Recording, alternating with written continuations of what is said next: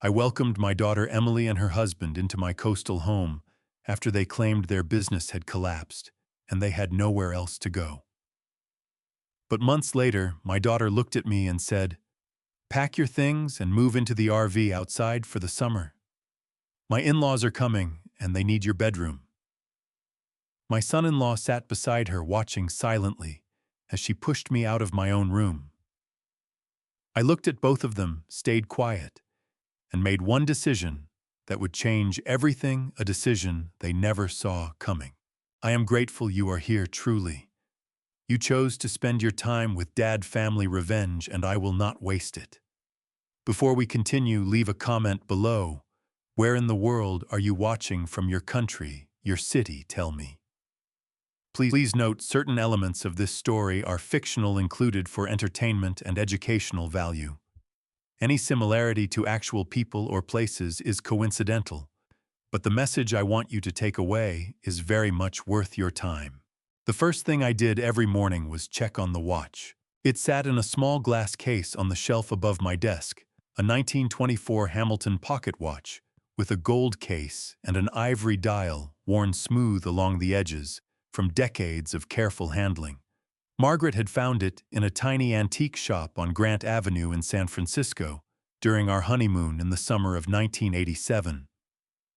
She had paid $200 for it, which was nearly everything we had left in our wallets that weekend, and she had pressed it into my hands on the sidewalk outside the shop with both of her own. "Sirs, every gentleman needs a watch that tells more than time, Danny," she had said, her eyes bright in the afternoon sun.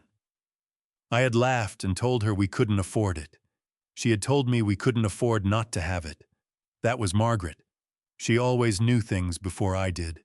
She had been gone for 3 years now. Pancreatic cancer diagnosed in the spring and gone by the following February. The doctors had given us 8 months. She had stretched it to 11 through sheer stubbornness and an absolute refusal to miss our granddaughter's first Christmas. The morning she passed, she had asked me to open the curtains so she could see the water one last time. "The ocean doesn't judge Danny," she had whispered. "It just keeps moving."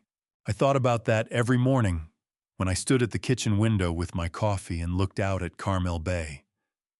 The water shifted and caught the early light, turning from gray to silver to pale gold as the sun climbed above the cypress trees along the ridge. 35 years of structural engineering had taught me to look at the world in terms of load and resistance, stress points, and failure thresholds. But standing in that kitchen in the house I had spent 3 years designing and 2 years building with my own hands, I understood something no blueprint had ever taught me.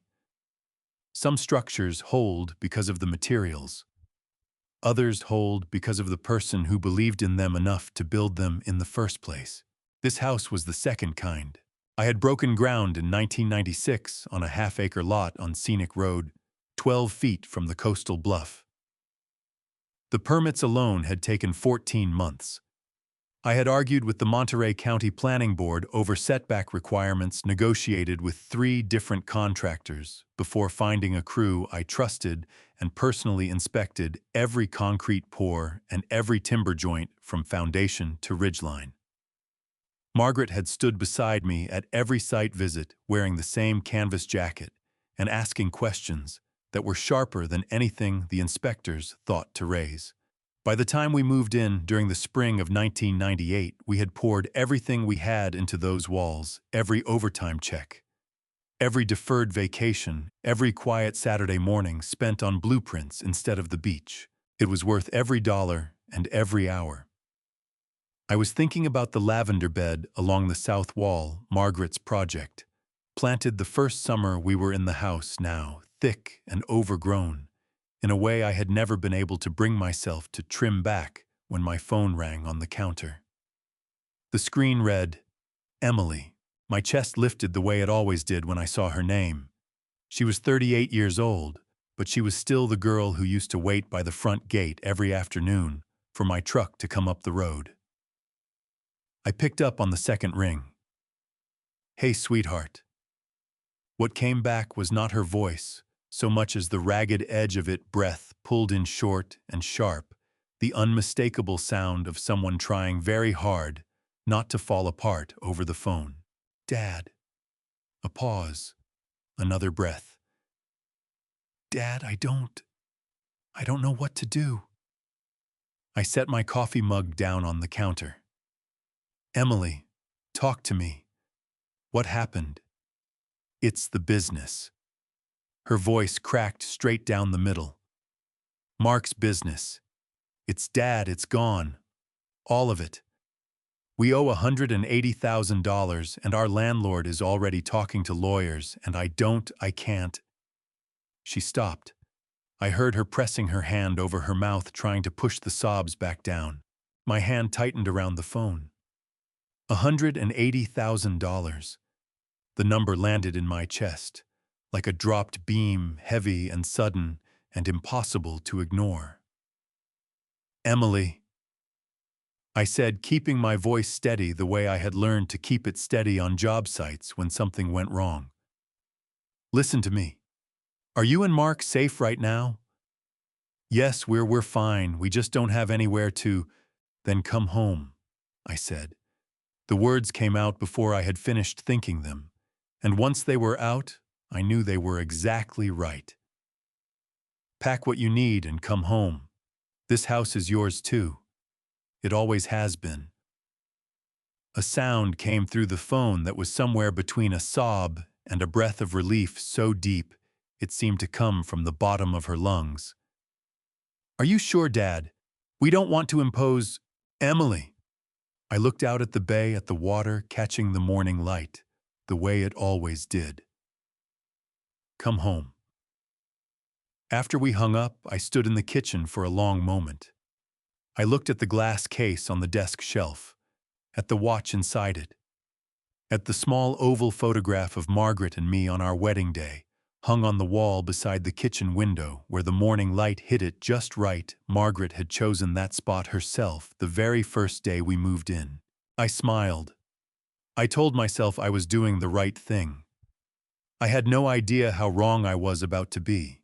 They arrived on a Saturday morning in mid-March, pulling up the gravel driveway in two vehicles, Emily's silver sedan and a rented moving truck that Mark drove with the careful confidence of a man who had never actually driven anything that large before.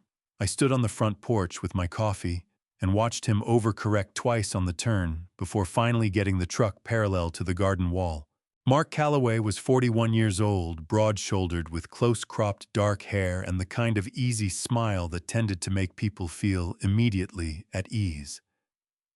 I had liked him well enough when Emily first brought him home 7 years ago. He had a sharp mind for numbers and a genuine talent for making a room feel like everything was under control.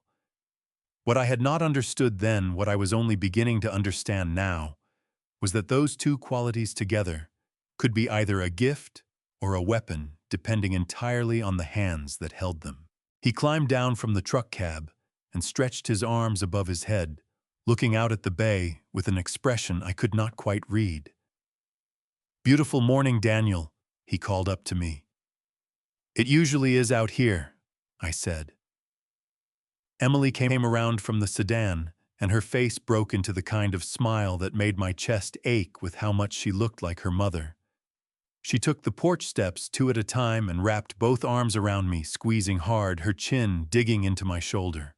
"Thank you, Dad," she said against my jacket, her voice still rough at the edges from weeks of crying. "I mean it. Thank you." I patted her back and told her there was nothing to thank me for. The first 2 months were genuinely fine. Emily cooked elaborate Sunday dinners and filled the kitchen with the smell of roasting garlic and fresh bread. Mark fixed the sticky hinge on the back door and replaced 2 corroded faucet washers in the downstairs bathroom without being asked. They were considerate with noise levels in the evenings and never once left dishes in the sink overnight. I told myself that Frank had been wrong to worry that Mark's interest in property values had been nothing more than idle curiosity, that I had made exactly the right decision.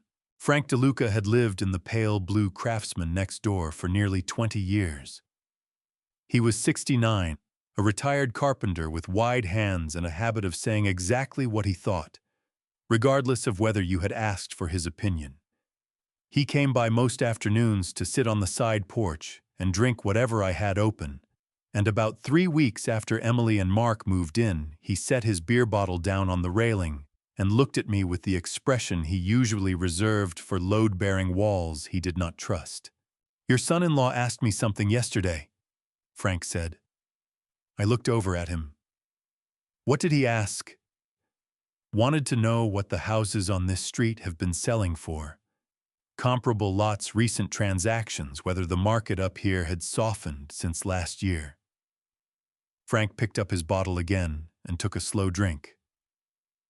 "Not the kind of questions a man asks when he's just visiting Dan." I felt something shift in my stomach, a small, cold movement, like a compass needle correcting itself. But I pushed it back down. "Mark's always been interested in real estate," I said. "Even before the business went under, he was always watching the market."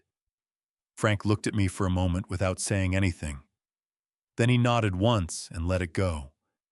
But I noticed he did not agree with me. That conversation bothered me more than I wanted to admit. I lay awake that night, turning it over, looking for the innocent explanation, and finding it easily enough. Mark was a businessman. Numbers were how he thought. Asking about property values was simply the way his mind worked.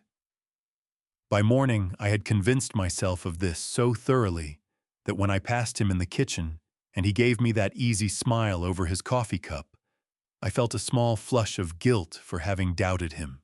I was so determined to be fair to him that I missed the moment it actually started. It was a Tuesday in late April when I went out to my workshop to look for a set of drafting compasses I had not needed in months, but suddenly wanted. The workshop occupied a dedicated room off the garage, 12 by 14 feet, with a long cedar workbench along one wall and shelving units I had built myself from reclaimed Douglas fir. I had spent 35 years making decisions in rooms like that, one laying out plans and calculations with the particular quiet focus that comes from knowing exactly what you are doing and why. I opened the workshop door and stopped. Mark's boxes were stacked along the back wall and across half the workbench. Sporting equipment plastic storage bins sealed with taped 2 garment bags hanging from the highest shelf bracket. My drafting tools had been pushed to one end of the bench to make room. The compasses were buried somewhere underneath a folded tarp. My jaw tightened. I took a breath. Mark appeared in the garage doorway behind me, holding a power drill. "Hope you don't mind," he said, with the relaxed tone of someone who had already decided the answer. "We needed somewhere to put the overflow. You're not really using this space anymore, right?" I turned to look at him. His expression was open, pleasant, entirely unbothered, the face of a man who genuinely could not see why there might be a problem. "I use this space," I said, keeping my voice level. "I'd like you to move your things to the storage shed out back." Mark tilted his head slightly. "The shed's pretty small, Daniel, and kind of damp. This room is climate-controlled." He smiled. "It's just temporary. You don't really need the whole bench, do you?" The words landed with the casual weight of something that had been decided before I was consulted. I looked at him for one long moment, at that easy, reasonable smile, and understood with the particular clarity that comes from decades of reading structural failures that what I was looking at was not thoughtlessness. It was a test. "Moved your things to the shed," I said quietly. "By the end of the week." He shrugged and said, "Sure, no problem." But his eyes had already moved on, scanning the workshop shelves with the focused attention of someone taking inventory. He never moved the boxes. The photograph disappeared on a Tuesday morning in early May. I came downstairs at 6:15, the way I always did in my robe and slippers, running one hand along the stair rail, the way Margaret used to tease me about. "You do that like an old man checking a banister for rot, Danny?" And I turned the corner into the kitchen and stopped so abruptly that I nearly spilled what was left in my mug. The wall beside the kitchen window was bare, not bare in the way a wall looks when something has been removed, and you can see the nail and the pale ghost of the frame. Bare in the way that meant someone had taken the time to spackle the nail hole, let it dry, and hang something else in its place. A large canvas print in shades of burnt orange and rust abstract shapes that meant nothing to me, mounted in a brushed silver frame that caught the morning light in a way that felt aggressively modern against the warm ivory walls Margaret had spent 3 weekends painting by hand in the spring of 1999. My wedding photograph was gone. Margaret and I on the steps of St. Patrick's Church in Monterey, June of 1983. She was 27 years old in that photograph, laughing at something I had said right before. The shutter, her veil caught sideways in the coastal wind. I had been 29, squinting against the afternoon sun, one hand pressed flat against the small of her back. It was the only photograph in the house where both of us looked exactly like ourselves. I stood there with my coffee going cold in my hand, and the pain that moved through my chest was so sudden and so physical that I had to grip the counter edge to steady myself. My knuckles went white against the tile. My throat closed around something I refused to let become a sound. I heard Emily on the stairs. She came into the kitchen in her work clothes, already on her phone, tapping something out with both thumbs. She glanced up at me, then at the new canvas, and smiled the way people smile when they are proud of a decision they know you did not ask them to make. "I found it at the farmer's market last weekend," she said, gesturing toward the canvas with her phone. "Isn't it great that orange really warms up the whole room?" I looked at her. My jaw was tight enough that I had to consciously loosen it before I spoke. "Emily," I said, "where is the photograph that was hanging there?" She set her phone on the counter and pulled open the refrigerator. I put it in the hall closet. Dad, that picture was from 1983. It was making the whole kitchen feel dated. I thought a fresh piece would brighten things up. That photograph," I said, keeping my voice very even, "was taken on the day I married your mother. It has hung in that exact spot, in that exact light, for 27 years. Your mother chose that spot herself." Emily closed the refrigerator and looked at me with an expression I had not seen on her face before. Patient, slightly tired, the expression of someone managing a situation rather than participating in it. "Dad, Mom's been gone for 3 years. You can't keep the house exactly the way it was forever. That's not healthy." She picked her phone back up. "I'll put the old picture in your office if you want. But the canvas is staying. It really does look better." She walked out of the kitchen before I could respond, already back on her phone, her heels clicking down the hallway toward the room she had converted into her home office, the formal sitting room that Margaret had furnished piece by piece over 15 years, which Emily had cleared of every stick of original furniture within the first month of moving in, replacing it with a standing desk, 2 monitors, and a ring light on a chrome stand. I stood in the kitchen alone, staring at the burnt orange canvas, and felt something harden in the center of my chest, like cooling concrete. That afternoon, Frank came by. He found me in the garden pulling weeds from Margaret's lavender bed with more force than the weeds strictly required. He stood at the garden gate and watched me for a moment before he spoke. "You look like a man who got some bad news," he said. "She took down Margaret's photograph," I said without looking up. Frank was quiet for a moment. Then he came through the gate and crouched down beside me, pulling a weed of his own. "Dan," he said carefully, "I need to tell you something, and I need you to actually hear it this time." I sat back on my heels and looked at him. "Kiska, I talked to Ray Hooper yesterday," Frank said. Ray Hooper managed the building where Emily had rented her apartment in Los Angeles for the past 4 years. Frank and Ray had crossed paths at a contractor's supply show in Salinas the previous fall and had stayed loosely in touch. He said Emily's lease is still active. She's paid up through June. I felt the weeds go still in my hand. She told me they were about to be evicted, I said. Ray said there's been no eviction filing, no late payments either, far as he knows. He was actually surprised to hear she'd moved out because nobody told the building. Frank met my eyes steadily. They kept the apartment, Dan. Whatever they told you about losing their place, that's not the whole story. The lavender smell rose up around us in the afternoon warmth, and I crouched there in Margaret's garden with the dirt on my hands and felt the ground shift under me in a way that had nothing to do with the earth. I thought about Emily's voice on the phone that morning in March, ragged, desperate, breaking apart at the seams. I had believed every word of it without question, the way you believe your children, because the alternative is something you are not prepared to consider. Why would she? I started. I don't know, Frank said. But I think you need to start paying attention to what's actually happening in your own house. I looked up at the kitchen window. The burnt orange canvas was visible through the glass, bright and foreign against the ivory wall, hanging exactly where Margaret's face used to be. My hand tightened around the weed in my fist until I could feel the roots give way. The knock came at 9:47 on a Thursday evening in early June.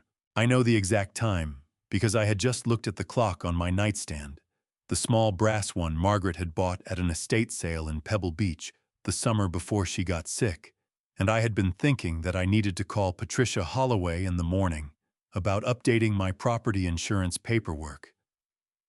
I had been putting it off for weeks, the way you put off things that feel administrative when the rest of life feels heavier. Then the knock came. 2 sharp raps, no pause between them. The knock of someone who had already decided the conversation was going to go their way. I set my book down. Come in. Emily opened the door first. She was dressed as though she had just come from a work call, tailored blouse, hair pulled back, and she carried herself with a kind of deliberate composure that I recognized immediately as rehearsed. Behind her, Mark stepped into the room and positioned himself near the dresser with his arms crossed over his chest. His weight settled back on his heels, the way men stand when they want to project ease but are actually bracing for resistance. Emily was carrying a folded piece of paper in her left hand.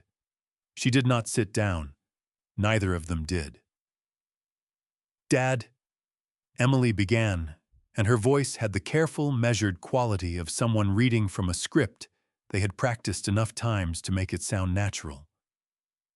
Mark and I have been talking, and we think it's time to make a change to the sleeping arrangements. I looked at her. I did not speak. I let her continue.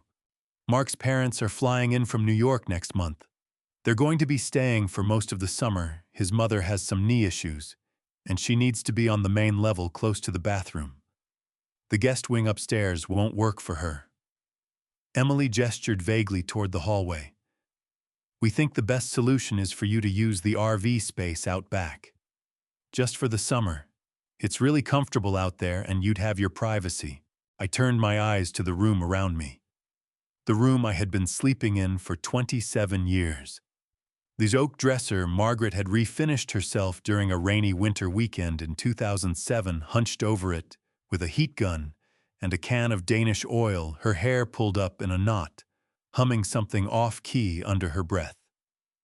The curtains she had sewn from fabric she ordered from a mill in Vermont because she said the color was exactly right, a deep, dusty blue that changed depending on the light.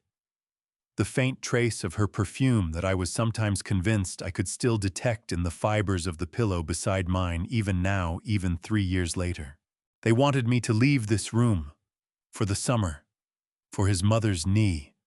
Mark shifted his weight and spoke for the first time. Look, Daniel, I know it's not ideal, he said with the tone of a man explaining something obvious to someone slow to understand. But you're retired. You don't have anywhere you need to be in the mornings.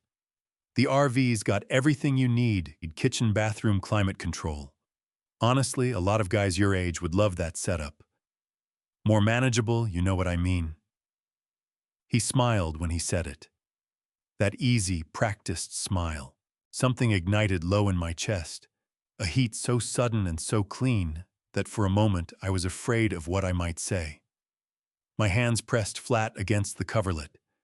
I could feel my pulse in my palms. A man your age, I had designed load-bearing structures that were still standing 40 years after I had drawn the first line. I had worked 20-hour days on federal infrastructure projects in 3 different states. I had watched my wife die in the bed I was currently sitting in, held her hand through the last night, and gotten up the next morning and made coffee because there was nothing else to do.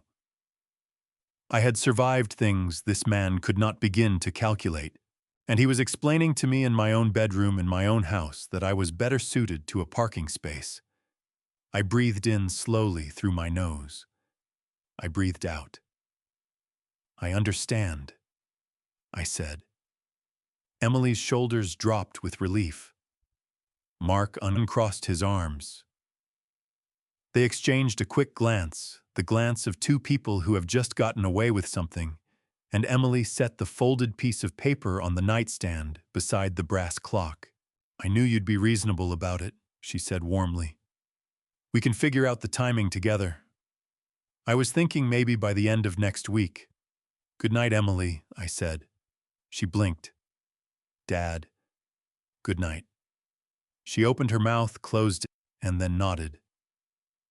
"Good night, Dad." She touched Mark's arm as she passed him, and he followed her out, pulling the door shut behind him with a soft, satisfied click. I sat in the dark for a long time after that. I did not cry. I was past the age where shock made me cry. Decades of structural failures and budget collapses and watching good projects fall apart had burned that particular response out of me a long time ago.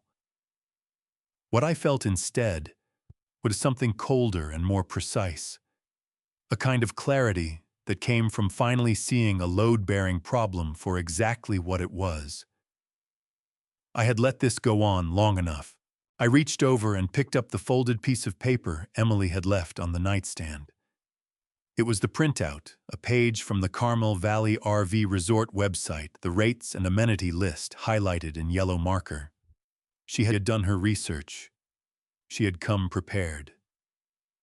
I set it back down. I did not fold it again. Instead, I got up, walked to my desk in the corner of the room, and opened the bottom drawer. Beneath a folder of old tax returns and a rolled set of survey maps, I found what I was looking for: the original property deed for the house on Scenic Road, Carmel by the Sea County of Monterey, State of California. I unfolded it on the desk and read my own name in the clean official typeface of a recorded legal document. Daniel Edward Hayes, sole owner. I folded it carefully and put it in the inside pocket of my jacket, which was hanging on the back of the chair. Then I walked back to bed, lay down on top of the coverlet without undressing, and stared at the ceiling. I had said I understood. And I did understand completely and with absolute clarity exactly what was happening in my house. The only question now was what I was going to do about it. I did not sleep. I lay on top of the coverlet until 2 in the morning, watching the ceiling and thinking the way I had always thought, through structural problems, methodically, without sentiment, working from what I could observe toward what I could not yet see. By the time the fog off the bay had thickened enough to muffle the sound of the surf, I had made a list in my head of every anomaly I had noticed over the past 3 months and filed away without examining. The boxes in the workshop that never moved. The insurance renewal notice that had arrived addressed to Emily rather than to me, which I had assumed was a mailing error and set aside. The formal sitting room cleared and converted without discussion. Margaret's photograph taken down and replaced while I was in the garden. Emily's lease in Los Angeles still active, still paid. Each item alone was explainable. Together they had the unmistakable profile of a structure under deliberate incremental stress, the kind of loading pattern I had spent 35 years learning to recognize before it became a collapse. At 2:15, I got up, went to my desk, and opened my laptop. The homeowner's insurance policy for the property at Scenic Road was managed through a Pacific Coast regional carrier I had used for 11 years. I logged into the account portal and pulled up the policy details. It took me less than 4 minutes to find it. The primary contact name had been changed. Where my name had appeared for 11 consecutive years, the field now read Emily Calloway. I stared at the screen. My chest went very still, not the stillness of calm, but the stillness of a man who has just found a crack in a load-bearing wall and needs a moment before he decides what to do next. I had not authorized that change. I had not signed any form, initialed any document, or made any phone call to the carrier. I had not been notified. The change had simply appeared the way things appear when someone with access to your account makes them appear. I picked up my phone and called Patricia Holloway. It was 6:45 in the morning. By then I had spent 4 hours going through every document in my filing cabinet, and I knew Patricia would already be at her desk. She had been a real estate attorney in Monterey for 22 years, and in all the time I had known her dating back to a commercial development dispute I had been called to consult on in 2003. I had never once reached her voicemail before 8 a.m. She picked up on the second ring. "Daniel," she said with the particular alertness of someone whose mind is already fully operational. "What's wrong?" "I need you to explain something to me," I said. "Legally, about the people living in my house." There was a brief pause, the pause of a professional recalibrating to an unexpected question. "Tell me the situation." I told her everything.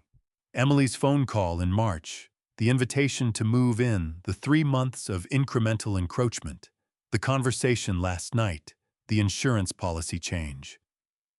I spoke without editorializing, laying out the facts in the sequence they had occurred, the way I would present findings to an engineering review board. When I finished, Patricia was quiet for exactly 3 seconds. Then she said, "Daniel, I want to be very clear with you about something, because I think you need to hear it plainly. Under California law, Emily and Mark are what's called licensees, not tenants." "What's the difference?" I asked, though I suspected I already knew. A tenant has a formal lease agreement, pays rent, and has significant legal protections under California Civil Code that make them very difficult to remove from a property, Patricia said. A licensee is simply someone you've given permission to be in your home, a guest, essentially. No lease, no rent, no legal standing. As the sole property owner, you have the absolute right to revoke that permission at any time with reasonable written notice. They have no legal claim to remain in that house for a single day beyond what you allow. I exhaled slowly. "How much notice?" "Because there's no tenancy established, no money exchanged, no lease signed, you're not bound by the 30-day requirement that applies to formal tenants. A few days of written notice is legally sufficient. I can draft that document whenever you're ready." A pause. "Are you ready?" "Not yet," I said. "I want to understand the full picture first. There may be more." "There usually is," Patricia said. "Call me the moment something else comes up. And Daniel, change your insurance policy contact back to your own name today. Do it through the carrier directly by phone so there's a record of the correction." I said I would. I thanked her and ended the call. I sat for a moment with the phone in my hand, looking out the window at the morning fog dissolving over the bay. Patricia's words settled into me with the clean, solid weight of a properly poured foundation. Licensees. No legal standing. Absolute right to revoke. I picked up the phone again to call the insurance carrier. It rang once before the call, waiting clicked an unknown number with a 831 area code. Monterey County. I switched over. Sister Hayes. A professional, pleasant voice, young female, the practiced warmth of someone in client services. This is Danielle calling from Carmel Point Realty on Ocean Avenue. I'm following up on the showing request we received for the Scenic Road property. We have a couple interested in a Thursday walkthrough, and I wanted to confirm the 2 o'clock slot with the owner before we finalize. Every muscle in my body went rigid. I'm sorry, I said very carefully. Could you repeat that? The showing request for the property on Scenic Road. Danielle said, her voice still pleasantly efficient. We received the inquiry last week with interior photos. Your daughter indicated you were flexible on timing, so we went ahead and penciled in Thursday at 2. But we always like to confirm directly with the owner before. My daughter, I said. A half-second pause. Yes, Emily Calloway, she submitted the inquiry. Is this not a good time, Mr. Hayes? I pressed my back teeth together until I felt the pressure in my jaw. My free hand found on the edge of the desk and gripped it, the wood biting into my palm. Danielle, I said, keeping my voice so level it barely sounded like my own. This property is not listed for sale. It has not been authorized for showing. Please cancel the Thursday appointment and remove this address from your system entirely. A longer pause this time. Oh, I apologize, Mr. Hayes, I wasn't aware. No, I said. You weren't. Thank you for calling. I ended the call. I sat at my desk in the pale morning light of my own house. The house I had designed on a drafting table in this very room. The house I had poured into the California coastal earth with my own hands, and felt something move through me that was not anger exactly. Anger was reactive. What I felt was colder than that, and considerably more deliberate. They had taken photographs of the inside of my home. They had sent those photographs to a real estate agent. They had scheduled a showing of my house while I was living in it, and they had told the agent that I was flexible on timing. I picked up my phone and called Patricia back. Something else came up, I said. Tell me, she said. I told her. The silence on her end lasted 4 full seconds this time. Then, Daniel, I need you to save that agent's phone number and note the exact time of that call. We're going to need it. I already wrote it down, I said. Of course you did, Patricia said. And for the first time that morning, I heard something in her voice that might have been the beginning of anger on my behalf. Before I show you what I found on that old security camera, and I promise you nothing could have prepared me for it. Comment the word watching right now so I know you are still with me. Because what comes next changed everything. This story contains some fictional elements woven in for reflection and entertainment. Parts of it may not reflect any single real experience, and if this kind of storytelling is not for you, it is completely okay to step away now. No hard feelings. 3 days after the real estate agent called, I was standing at the kitchen sink rinsing my breakfast dishes when the sound started. It was subtle at first, a low sustained hiss from somewhere beneath the floor, the kind of sound a house makes when something is working harder than it should.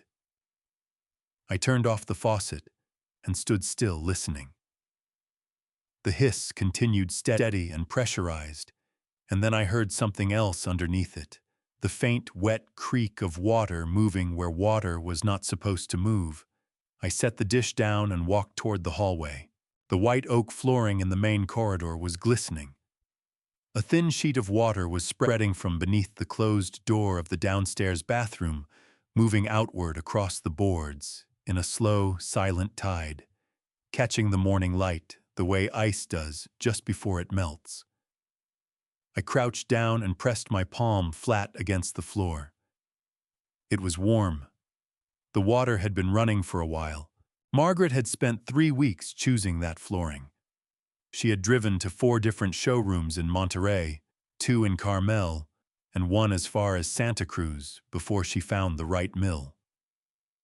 White oak, she had insisted, not red. The grain was finer. The color held better in coastal humidity, and when the afternoon light came through the south windows, it turned the color of driftwood after rain. I had installed every plank myself over 3 consecutive weekends on my hands and knees with a pneumatic nailer, while Margaret sat cross-legged at the end of the hall, calling out when the lines went crooked. Standing there watching water ruin it, I felt something tear quietly inside my chest. I opened the bathroom door. The pipe that fed the main supply valve beneath the sink had separated from its compression fitting. Not broken, not corroded, not failed in any of the ordinary ways pipes fail after decades of use. Separated. The fitting was intact. The threading was undamaged. Something had loosened the connection deliberately, and with enough precision to ensure it would hold for a few days before giving way entirely. I knew what that looked like. I had 35 years of experience with structural failures, and I knew the difference between a component that had given out and a component that had been helped along. I was still crouching over the pipe when Emily appeared in the bathroom doorway, already holding her phone to her ear. "Yes, hi. I need to report water damage at a residential property." She was saying, her voice carrying the bright, urgent efficiency of someone who had been waiting for a reason to make this call. "My father's home on Scenic Road in Carmel. He's been doing some work on the plumbing himself. He's retired. He has a lot of time on his hands. And unfortunately, he doesn't always make the safest decisions anymore." I looked up at her. She met my eyes for exactly 1 second, then turned away, pressing deeper into the hallway. "He's in his late 60s. She continued into the phone, dropping her voice to a register that managed to convey both concern and reluctant disclosure simultaneously. "He's been a little stubborn, I guess you'd say. Doesn't always want help. We've tried to talk to him about leaving the maintenance to professionals, but you know how it is with older men who used to work in construction. They have trouble accepting their limitations." My jaw tightened until I could feel it in my back teeth. I had not touched that pipe. I had not been in that utility space in over a year. I did not even know it had been modified until I was looking directly at it. Mark appeared at the far end of the hallway, coffee mug in hand, surveying the spreading water with a furrowed brow that was a masterpiece of performed concern. "Yeah, I told you we should have had a plumber look at the whole system when we moved in," he said, shaking his head slowly. "Some of these older installations just can't handle the load once you add more people to the household." He looked at me when he said it. That easy, practiced expression on his face, not quite a smile, but close enough. I stood up slowly, dried my hand on my jeans, and walked out of the bathroom without a word. I went directly to the garage. Now the camera. I had installed a basic security system in 2009 when a string of break-ins had worked their way up the coastal road from Carmel Valley. 4 exterior cameras, 1 interior unit mounted in the upper corner of the garage, aimed at the door to the utility room, which housed the main water supply controls, the electrical panel, and the HVAC equipment. The exterior cameras had been replaced twice since then.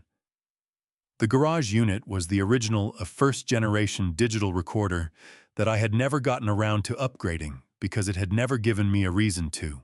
Frank and I had talked about it briefly the first week Emily and Mark moved in. We had been sitting on the side porch, and Frank had asked whether I still had the old system running. I had told him the monitors were off, but the camera in the garage was still pulling from a backup battery.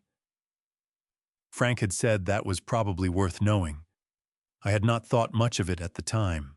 Emily had been in the kitchen. The window above the sink was open. I found the recorder on its shelf beneath the workbench behind a coil of extension cord and a box of tile samples. I wiped the dust from the screen with the heel of my hand, connected the power cable to the wall outlet, and waited while the unit cycled through its startup sequence. The footage library loaded. I scrolled back to 3 days prior. The timestamp read 2:17 a.m. The garage was dark in the recording, lit only by the pale green glow of the equipment indicator lights on the HVAC panel. For 11 seconds, nothing moved. Then the door to the utility room opened slowly, carefully, the way a door is opened by someone who does not want to be heard. The figure that stepped through was wearing a gray hood, down moving with the unhurried deliberateness of someone who had thought this through in advance. He crossed to the main supply manifold, crouched in front of it, and set something down on the floor beside him. In the low light, I could make out the shape of an adjustable wrench. He worked for 4 minutes and 30 seconds. Then he stood, picked up the wrench, and walked back out. The door to the utility room closed behind him with the same careful, quiet precision with which it had opened. I sat on the workbench stool and watched the empty room for a long time after that. My hands were steady. My breathing was even. In 35 years of engineering, I had seen projects fail because of dishonest contractors, corrupt inspectors, faulty materials, and human error of every conceivable variety. I had learned early that anger was the most expensive reaction available to a man in my position. It clouded judgment, accelerated decisions, and gave the other side exactly the emotional leverage they were looking for. I was not going to give them that. I pulled my phone from my pocket and called Patricia. She answered on the first ring. "Tell me," she said. "I need you to find me a colleague who handles criminal matters," I said. "And I need you both available tomorrow morning." A pause. "Daniel, what did you find?" I looked at the frozen image on the recorder screen, the empty utility room, the closed door, the green glow of the indicator lights. "Proof," I said. I watched the footage 4 more times before I touched anything else. Not because I needed to see it again to believe it. I had believed it on the first viewing with the cold, immediate certainty of a man who has spent his life reading evidence. But because I needed to be sure, I had not missed anything. I watched the timestamp. I watched the angle of entry. I watched the 4 minutes and 30 seconds of deliberate, unhurried work at the supply manifold. I watched the careful exit. Then I got to work. The recorder had a USB export function that I had never used. I found a cable in the bottom desk drawer, connected it to my laptop, and transferred the full footage file. While that copied, I pulled out 2 flash drives from the same drawer, one I had used for project files years ago, now empty, and one still in its packaging that I had bought at a drugstore in Carmel 3 months prior and never opened. I copied the footage to both drives, then uploaded a third copy to the cloud storage account I maintained through my old engineering firm's server, which I still had access to under a retired consultant designation. 3 copies, 3 separate locations. If any single one was found and destroyed, the other 2 remained intact. I had learned that principle the same way I had learned most things from watching what happened when people didn't do it. By 8 in the morning, I was on Highway 1 heading south toward Monterey. The flash drives in my breast pocket, and the recorder itself wrapped in a clean dish towel in the passenger seat footwell. The fog was burning off over the water, the kind of clear coastal morning that made it difficult to believe that anything in the world could be seriously wrong. I had always found that quality of California light slightly dishonest. Patricia's office was on Pacific Street, 4 blocks from the harbor, in a building she had occupied for the past 16 years. Her assistant showed me directly in without asking me to wait, which told me Patricia had prepared her for my arrival. Patricia Holloway was 52 years old, compact and precise in everything she did, with close-cropped black hair and reading glasses. She was always either pushing up her nose or setting down on the desk in front of her. She had grown up in San Jose, attended UC Davis for her undergraduate degree, and Hastings for law school, and had built her practice in Monterey on the kind of reputation that meant people called her when they needed someone who would not flinch. Seated across from her was a man I had not met before mid-50s, heavy-set in a charcoal blazer with the slightly rumpled look of someone who spent more time in courtrooms than in offices. Patricia introduced him as David Marsh, her colleague who handled criminal matters for the firm. I set the recorder on Patricia's desk and connected it to her monitor. I played the footage once in full without commentary. When it finished, David Marsh leaned forward and clasped his hands on the desk. "How old is this camera system?" he asked. "Installed in 2009, I said. "Original unit. The internal clock syncs to a network time server when it has Wi-Fi access. The timestamp is accurate. And the individual in the footage, you can positively identify him. That is my son-in-law, Mark Calloway," I said. "I recognize the gray hoodie. He wears it most mornings. I also recognize his build and the way he moves.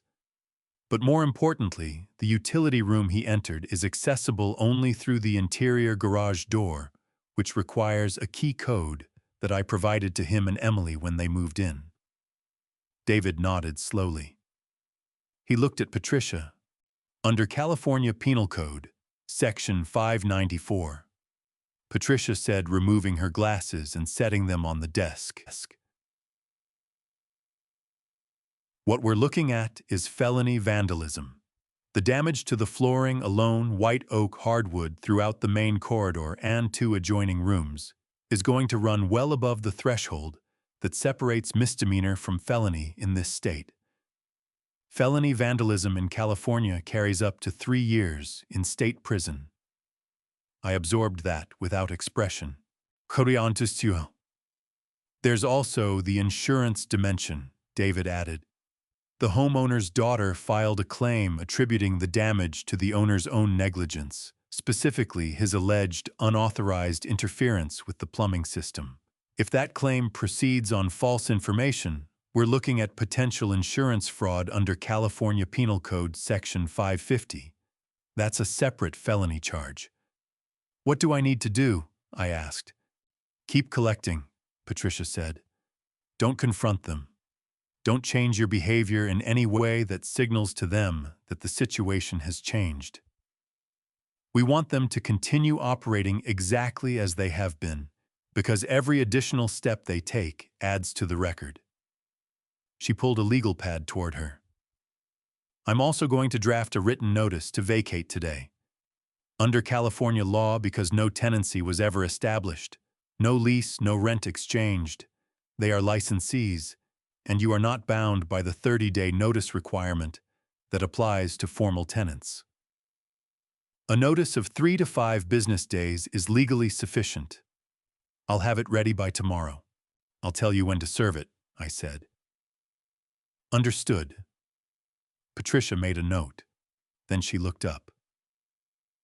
"Is there anything else, Daniel?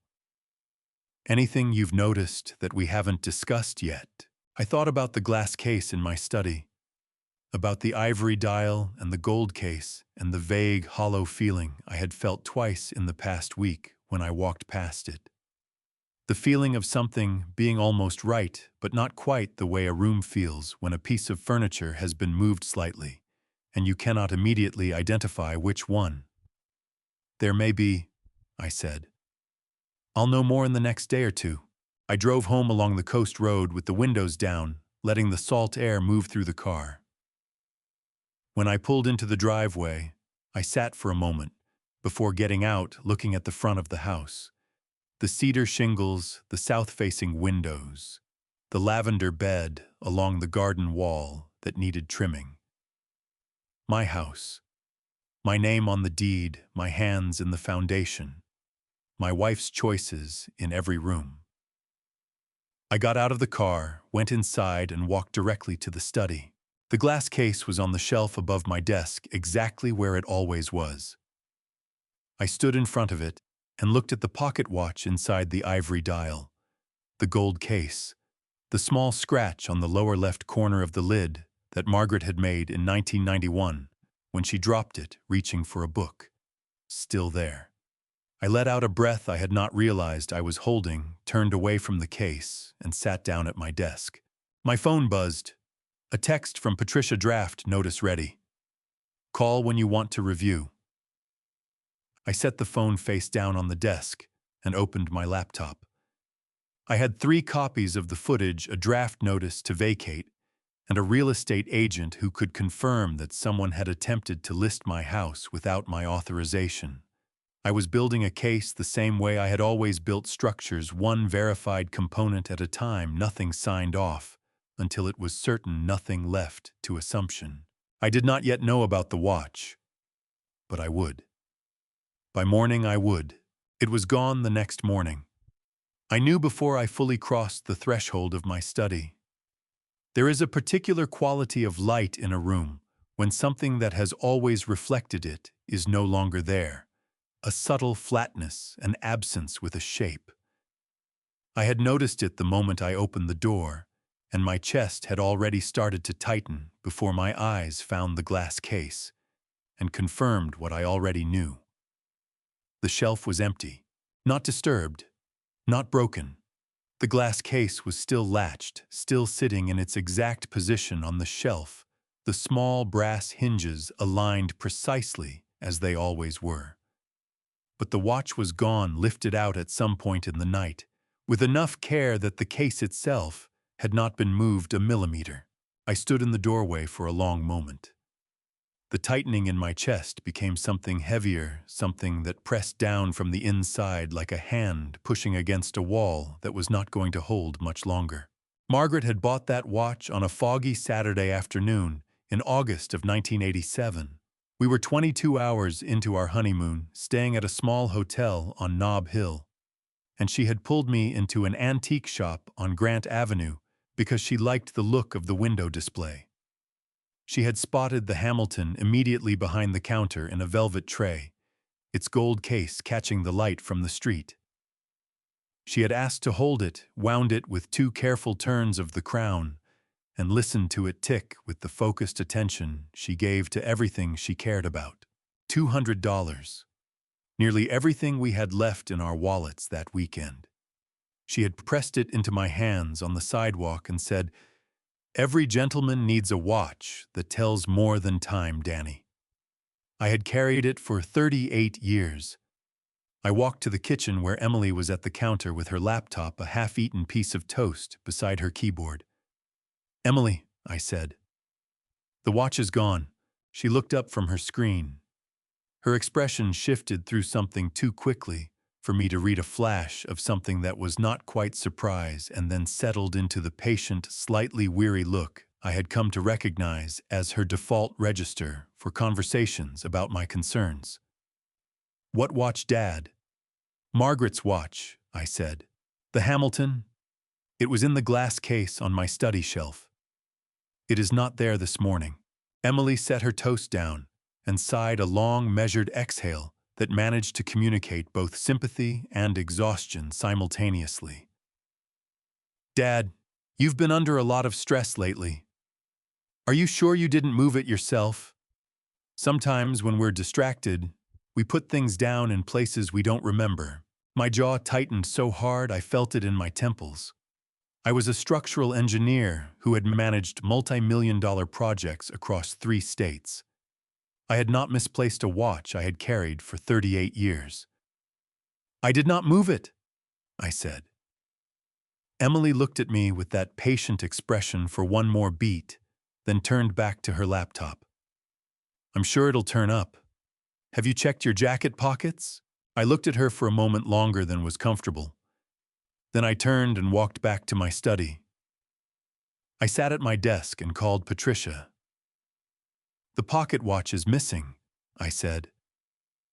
"Margaret's Hamilton. It was in the study last night and it's gone this morning." "When did you last confirm it was there?" Patricia asked. "Last night, approximately 9 p.m. I looked directly at it. I'll check the secondary market listings," she said. "Carmel, Monterey, Pacific Grove. If someone moved it through a local shop, there'll be a record." 20 minutes later, my phone rang. Patricia's voice was controlled in the way that meant she was making a deliberate effort to keep it that way. Carmel Antique and Estate on Ocean Avenue, she said. They posted a new acquisition to their website this morning. 1924 Hamilton Pocket Watch Gold Case Ivory Dial. $4,200. A pause. The seller's name on the intake form is Mark Calloway. The number landed in the room like something dropped from a height. $4,200. For a watch Margaret had paid $200 for on a foggy San Francisco morning 38 years ago. For the thing she had pressed into my hands on a sidewalk and said would tell more than time. Under California Penal Code. Section 487, Patricia told me, theft of property valued above $950 constitutes grand theft, a felony carrying up to 3 years in state prison. $4,200 placed this well beyond any gray area. I sat at my desk with the phone against my ear and felt something move through me that I had no clean word for. Not anger, I had moved past the place where anger was useful. Something colder. Something that had been building since the morning I first saw my wife's photograph taken off the wall, since the night they walked into my bedroom with their rehearsed speech and their folded brochure. Since the moment I understood that the people eating at my table and sleeping under my roof had been treating my home as an asset to be liquidated, and my presence in it as an obstacle to be removed. Contact the shop, I said. Tell them not to sell it. We'll need it as evidence. Already done, Patricia said. I called them while I was pulling up the listing. They're holding it. I set the phone down on the desk. Outside the study window, I could hear Frank's lawnmower running next door, the familiar, steady sound of a Tuesday morning in a neighborhood where most things were still exactly what they appeared to be. I picked up my phone again and sent Frank one text message. Can you come by this afternoon? His reply came in under a minute. On my way now. Frank arrived 12 minutes after my text. He came through the side gate the way he always did without knocking, carrying 2 bottles of Anchor Steam from his own refrigerator, because he had learned 20 years ago that my beer supply was unreliable. He set one on the porch railing in front of me, twisted the cap off his own, and sat down in the cedar chair across from mine, without asking whether this was a good time. That was the thing about Frank DeLuca. He never asked whether it was a good time. He simply showed up and made it one. Talk, he said. So I did. I told him everything: the insurance policy changed, the real estate agent's phone call, the footage from the garage camera, the pipe, the watch, the receipt from Carmel Antique and Estate with Mark's name on the intake form. I laid it out in sequence the way I would present findings to a review board, without editorializing, without pausing for reaction. Frank sat across from me and listened without interrupting, his bottle resting on his knee, his eyes steady on my face the whole time. When I finished, he was quiet for a moment. Not the quiet of a man who had nothing to say, but the quiet of a man choosing carefully which thing to say first. The watch, he said finally. His voice had gone rough at the edges. Margaret's watch. Yes. Frank looked out at the lavender bed along the south wall. His jaw worked for a moment. Then he pressed his lips together and nodded once slowly, as though confirming something he had suspected for a long time. I should have pushed harder, he said. When I told you about Mark asking about the property values, you brushed it off, and I let you. I wasn't ready to hear it, I said. That's on me, not you. Frank looked back at me. His eyes were red at the rims, not crying. Frank DeLuca did not cry easily, but close enough that I recognized it and felt something shift painfully in my own chest in response. What are you going to do? He asked. I'm going to finish building the case, I said. Patricia has the notice to vacate ready. I'll tell her when to serve it. But I want everything documented first, every piece, every connection, every date and timestamp, so that when this is done, there is no version of events they can offer that holds up against what I have." Frank nodded. He picked up his beer and took a long drink. "You need anything from me?" he asked. "Just be here," I said. "When it's time." He looked at me for a moment, then nodded again. That was enough. With Frank, it was always enough. He left at 6. I stood at the kitchen sink washing the 2 bottles and watching his porch light come on through the hedge, and I was still standing there when Emily walked in. She was wearing her work clothes again, phone in hand, moving with the particular brisk efficiency that meant she had somewhere to be or wanted to appear as though she did. She went to the refrigerator, opened it, and stood looking into it with her back to me. "Dad," she said, her voice pitched at the careful, even register that I had learned to recognize as deliberate. "I've been thinking about what you said this morning. About the watch." I dried my hands on the dish towel and turned around. Emily closed the refrigerator and faced me. She set her phone on the kitchen table, face-up screen, dark positioned between us, with the precise, casual placement of something that was not casual at all. 35 years of reading blueprints had taught me to notice what did not belong. A phone placed face-up on a table by a woman who normally kept it in her hand did not belong. "I want you to know," Emily continued, her voice taking on a slightly elevated quality. Clearer, more deliberate, every word enunciated, with the care of someone who wanted each one captured cleanly, "that we are only trying to help you, Dad. But sometimes you make it very difficult. You've always needed to be in control of everything. You've always had to have the final word." I looked at the phone on the table. The screen was dark, but the indicator light along the top edge pulsed, once the faint, rhythmic pulse of an app running in the background. She was recording this. I felt something almost like admiration move through me, not for the act itself, but for the audacity of it. She had come into my kitchen, set her phone between us, and was now delivering a scripted provocation designed to make me lose my composure in a way she could document and use. I looked up from the phone and met her eyes. "Emily," I said, keeping my voice so level it barely sounded like speech. "I can see that your phone is recording this conversation. I want you to know that I am aware of that, and I have no objection. Everything I say right now is the truth, and I have nothing to hide." Emily's jaw tightened almost imperceptibly. She had not expected that. "You always deflect," she said, pushing forward. "You never take responsibility." "I opened my home to you," I said. "I asked for nothing in return. I said nothing when your mother's photograph was taken down. I said nothing when my workshop was occupied without my permission. I said nothing when I was told to vacate my own bedroom." I looked directly at the phone on the table. "That is the truth, Emily. All of it. And it is all on your recording." Emily picked up her phone. Her fingers were pressed white against the case. She walked out of the kitchen without another word, her footsteps sharp and quick down the hallway. I stood alone in the kitchen for a moment, listening to the sound of her bedroom door closing at the end of the hall. Then I heard something else, Mark's voice, low and tight, drifting in through the open kitchen window from the driveway below.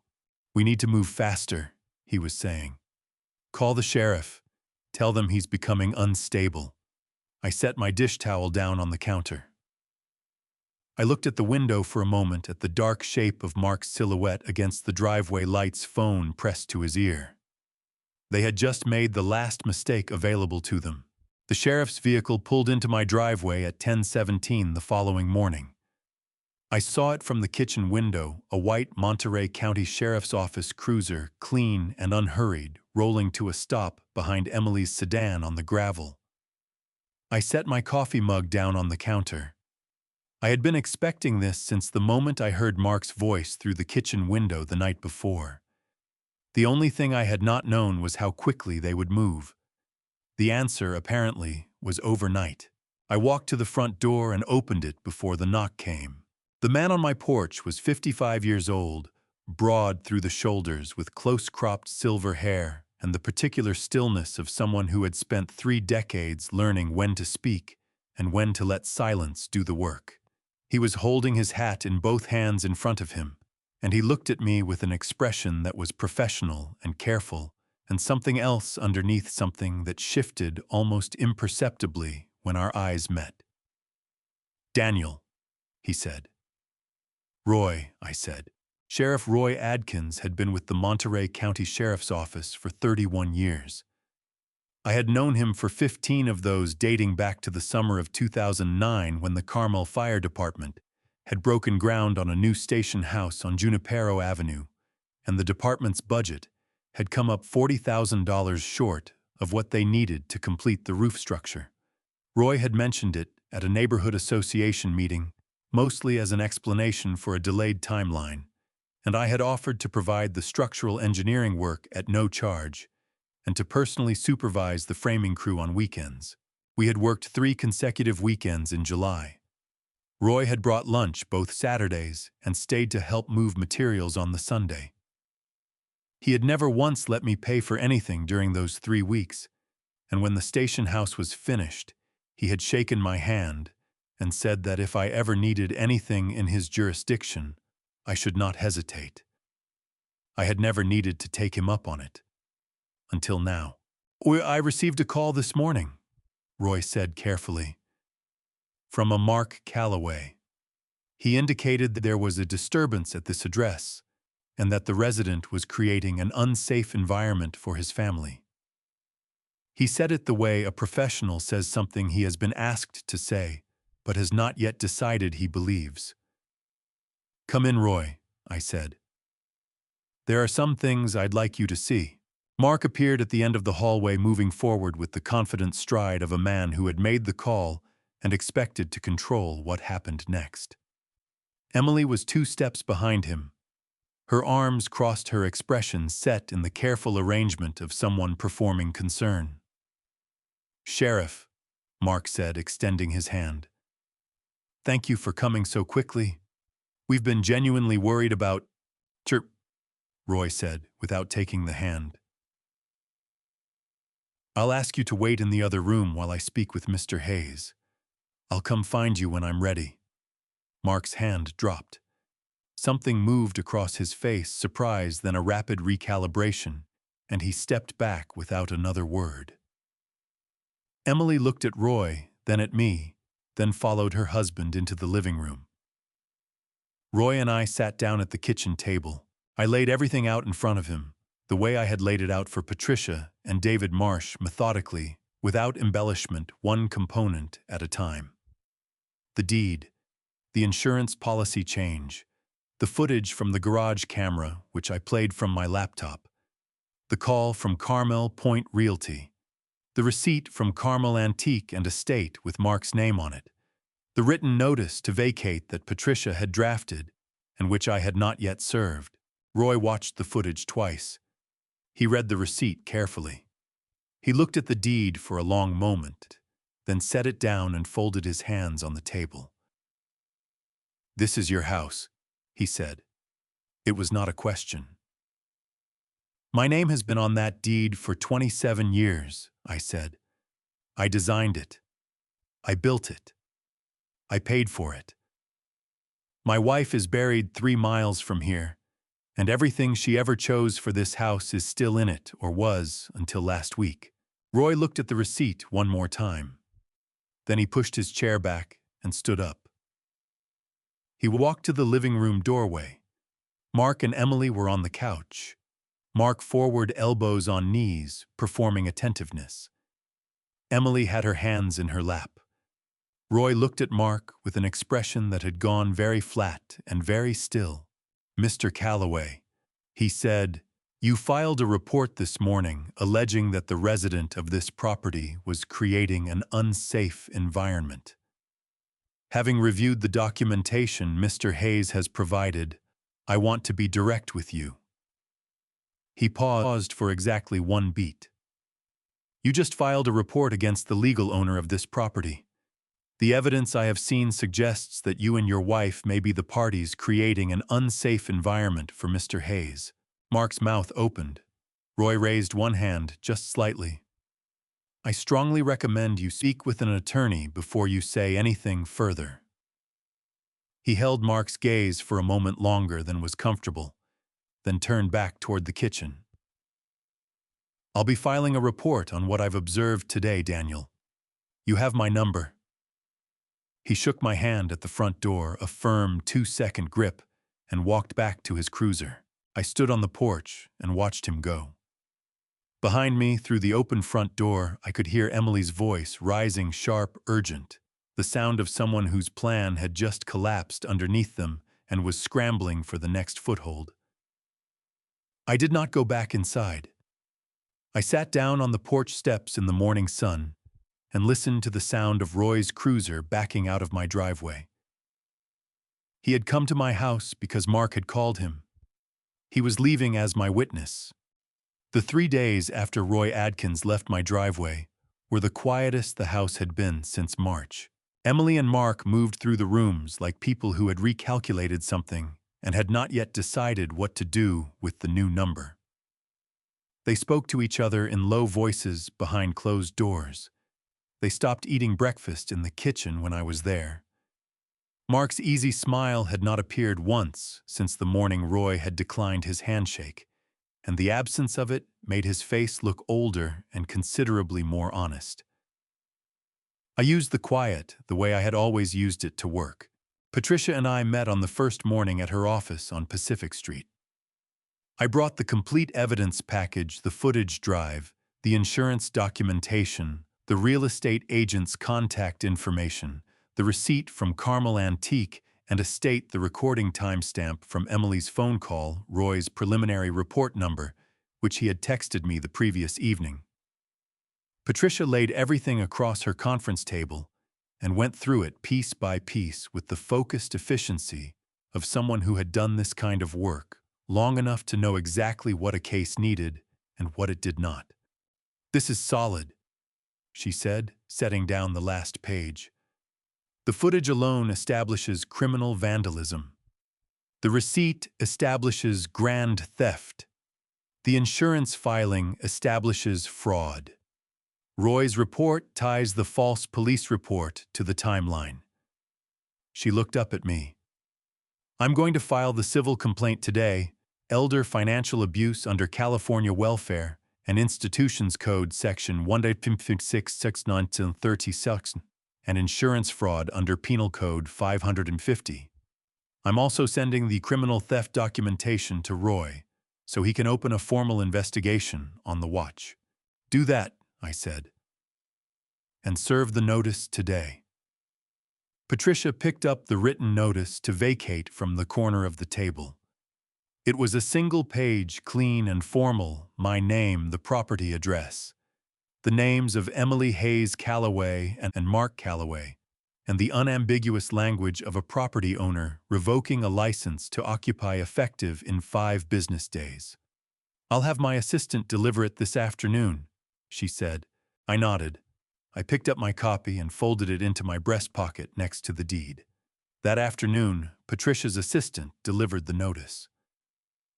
I was in the garden when it happened, on my knees, in Margaret's lavender bed, pulling the overgrowth back from the root stems, the way she had shown me cutting the woody old growth to encourage new shoots. I heard the front door open and Emily's voice rising sharply, then dropping just as quickly. A long silence. Then the front door closing again. I kept working in the garden. That evening after the dinner that no one ate together, I walked through the house alone. I did it slowly, room by room, the way you walk through a structure you have built when you want to understand it, again from the ground up. I started in the kitchen, the room Margaret had loved most, where she had stood at the counter for 30 years, making coffee and reading and talking to me about everything and nothing while the light changed over the bay. I ran my hand along the edge of the countertop, the Carrara marble she had chosen from a slab yard in Salinas, cool and smooth under my fingers. I moved to the formal sitting room. Now Emily's office, the standing desk and the ring light and the two monitors where Margaret's wingback chairs and her reading lamp had been. I stood in the doorway and looked at it without anger. Anger was a weight I could not afford to carry into what was coming. I walked through the dining room, where Margaret had insisted on a table large enough for 12, because she believed a house should always be ready for more people than expected, into the hallway where the white oak flooring was still warped in places from the water damage. The pale wood buckled along the grain in a way that made my chest ache every time I looked at it. Into the study where the glass case sat empty on its shelf. I stopped there for a long moment looking at the empty case. I thought about the way the watch had felt in my hand for 38 years. The weight of it, the warmth of the gold case after it had been in a pocket, the sound of the crown winding under my thumb. Margaret had chosen it because she said it would tell more than time. She had been right as she was about most things. What it told now in its absence was everything I needed to know about what this house meant and what I was willing to do to keep it. I closed the study door and went to bed. My phone buzzed at 7 the next morning.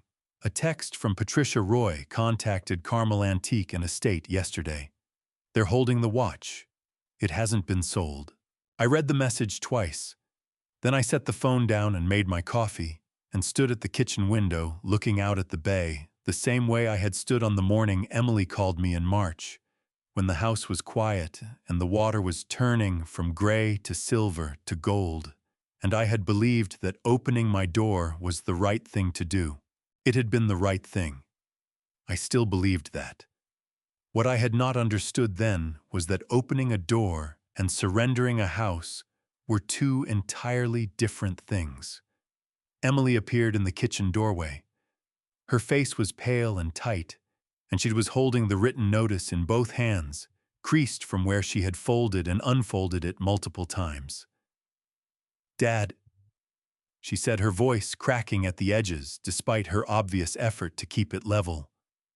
"Mark's parents land tomorrow evening." "I know," I said. "Are you really going to do this?" she asked. In front of them, I looked at my daughter, at the dark circles under her eyes, at the way her hands were pressing the paper hard enough to whiten her knuckles, and I felt the familiar pull of everything a father feels when his child is frightened. It was real, that pull. It had not gone anywhere.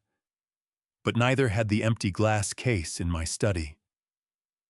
"Dinner is at 7, I said. "I'll be there." I was up before the fog lifted.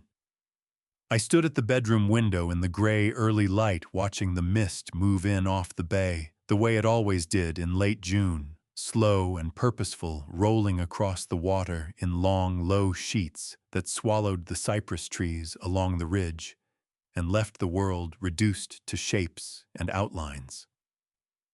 Margaret had loved this kind of morning.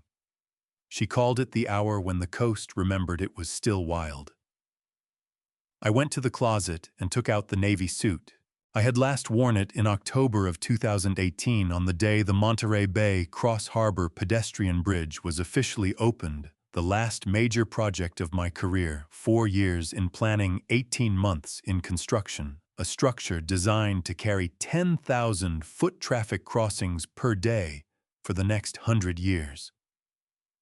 I had stood on the ribbon-cutting platform in this suit, with the bay wind pulling at my lapels, and felt for the first time in my professional life that I had built everything I had set out to build.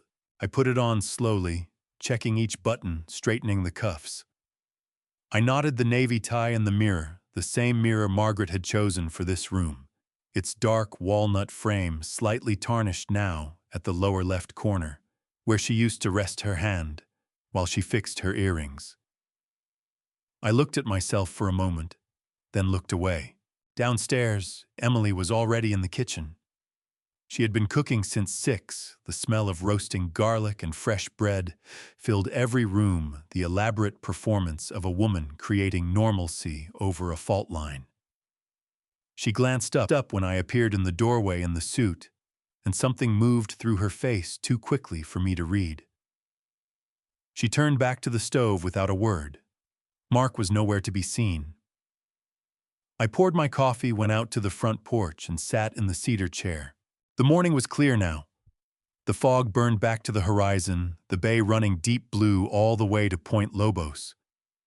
I held my coffee in both hands and let the quiet settle around me. I was not nervous. I had stood in front of city councils and federal review boards and insurance panels with less preparation than I had for this evening, and I had never once walked into a presentation I was not ready to give. I heard the creak of Frank's gate. He appeared along the garden wall, moving slowly with his coffee mug, and stopped at the fence line between our properties. He looked at the suit. He looked at my face. He did not say anything for a long moment. Then he raised his mug slightly, a small, deliberate gesture, the kind men make when words would be redundant, and nodded once. I raised mine in return. Frank went back inside. I finished my coffee. At 5:45, Emily's car backed out of the driveway heading for the airport, and the gravel went quiet. I went inside, picked up the folder from my desk, and checked it one final time. Every page in order, every timestamp confirmed, every piece of evidence exactly where it needed to be. I set it on the dining room table and went to sit in the living room to wait. Before I tell you what happened when Gerald and Constance walked through my front door that evening, before I show you what I placed on that dining table in front of everyone, drop a number in the comments. Any number. 1 if you think I went too far. 2 if you think I did not go far enough. I want to know where you stand before you hear the rest. A quick note. Some details in this story have been shaped for storytelling purposes and may not reflect any specific events or individuals. If you would rather not continue, we completely understand. But if you are staying, the next few minutes will be worth it. They arrived at 6:52. I heard the cars before I saw them, the crunch of gravel under 2 sets of tires' doors, opening, the particular sound of luggage wheels on a surface they were not designed for. Then Emily's voice, bright and carrying the performance of a woman who had decided that enthusiasm was her best remaining strategy. I stood up from the armchair, straightened my jacket, and walked to the center of the living room. I did not go to the door. I let them come to me. Gerald Calloway was 71 years old, trim and upright with silver hair combed back from a high forehead, and the kind of quiet, contained bearing that spoke of decades spent in rooms where precision mattered. He had worked as a certified public accountant in Manhattan for 38 years. Mark had mentioned it once, early on, in the passing way. People mention things they assume are not important.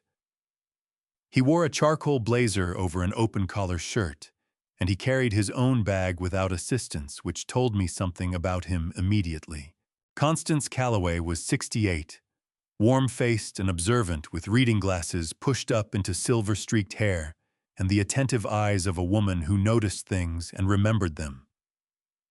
She stepped into the living room behind her husband and looked around at the warm ivory walls, at the bay visible through the south windows, at the navy suit I was wearing. And I watched her expression shift almost imperceptibly, the way a person's face shifts when they walk into a room and sense that the atmosphere is not what they were told to expect. "Mr. Hayes," Gerald said, crossing the room and extending his hand. His grip was firm and brief. "Gerald Calloway, thank you for having us." "Daniel, please," I said. "Welcome." Constance took my hand in both of hers and held it for a moment. "What a beautiful home," she said, and meant it. I could hear the difference between genuine admiration and social courtesy, and this was genuine. "Thank you," I said. I designed it myself. Please sit down. Emily was already moving toward the kitchen, her voice running ahead of her. Something about the drive from the airport, about how much her in-laws were going to love the view in the morning. Mark stood near the entryway, slightly apart from the group, his hands in his pockets. He had not met my eyes since they walked in. I went to the kitchen and put the kettle on. I found the good cups, the set Margaret had brought back from a ceramics studio in Oaxaca in 2014, cream-colored, with a thin blue line around the rim, and arranged them on the tray with the same deliberate care I had once given to setting out documents for a federal infrastructure review. I carried the tray into the living room and set it on the coffee table. "Tea," I said. Gerald looked slightly surprised, pleasantly so. "Thank you, Daniel." "Yes," I poured. I handed Constance her cup first, then Gerald, then sat down in the armchair across from them. Emily perched on the edge of the sofa beside her mother-in-law, still talking about the coastal drive, about a restaurant in Carmel she wanted to take them to, about the bedroom upstairs that she had prepared. Her voice had the slightly elevated quality of someone filling every available silence before it could fill itself. Gerald sipped his tea and looked around the room with the quiet, methodical attention of a man who had spent his career reading numbers and had learned that everything told you something if you looked at it carefully enough. His eyes moved from the framed architectural drawings on the wall, my original plans for the house, which Margaret had insisted on matting and hanging to the view through the south windows, to my face, and back to the tea in his hands. "Mark tells me you were a structural engineer," he said. 35 years, I said. "Bridges, mostly. Some public buildings. I did the Cross Harbor pedestrian bridge in Monterey, finished in 2018. Gerald nodded. "That's significant work." "It was," I said. Emily laughed, a quick, bright sound designed to redirect. "Dad's being modest. He basically built half the infrastructure between here and San Francisco." She looked at me with the smile she used when she wanted me to feel included in something. "Right, Dad." I looked at my daughter.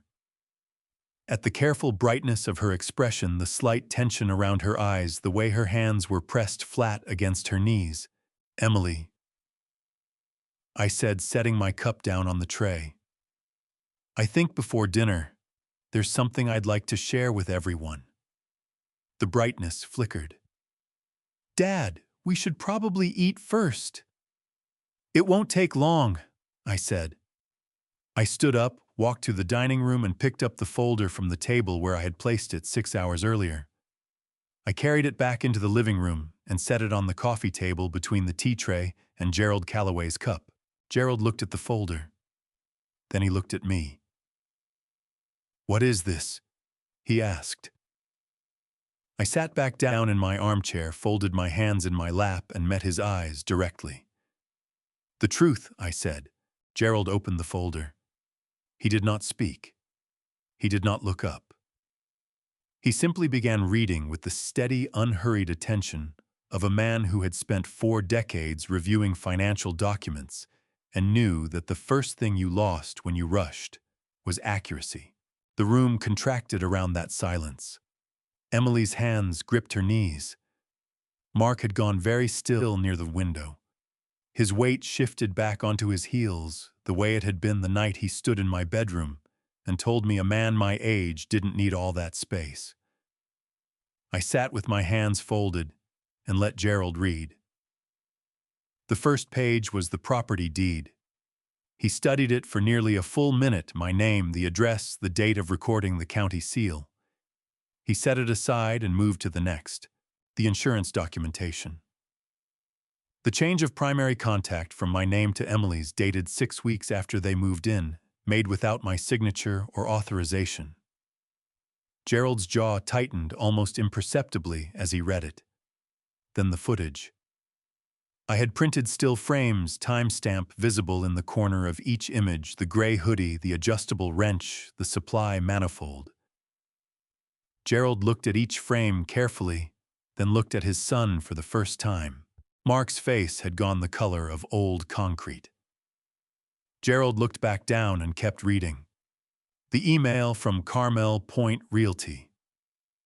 The agent's name, the date of the inquiry. The interior photographs Emily had sent my kitchen, my living room, my study attached to a request for a market valuation. Gerald's breathing changed slightly as he read it, becoming slower and more deliberate, the breathing of a man managing something that wanted to become anger. Then the receipt from Carmel Antique and Estate on Ocean Avenue, Carmel by the Sea. One vintage gentleman's pocket watch, 1924 Hamilton gold case, $4,200. Seller Mark Calloway. Gerald set that page down with the particular care of someone who does not trust what their hands might do if they move too quickly. He sat for a long moment, 5 seconds, 6, 7, looking at the surface of the coffee table.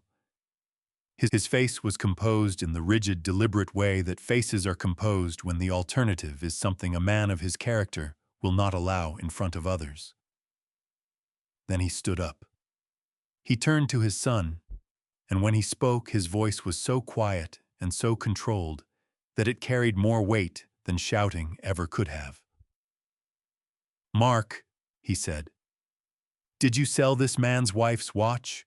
The question landed in the room like something structural, giving way a slow, irreversible settling that everyone present could feel in their chest. Mark opened his mouth. His lips moved slightly. No sound came out. "Answer me," Gerald said. Mark looked at Emily. Emily's eyes were filling her chin, trembling, her hands pressed white against her knees. She did not look back at him. Mark looked at the floor, and that silence, the silence of a man who could not find a single word in his own defense, answered everything. Constance pressed her hand over her mouth, her shoulders pulling inward.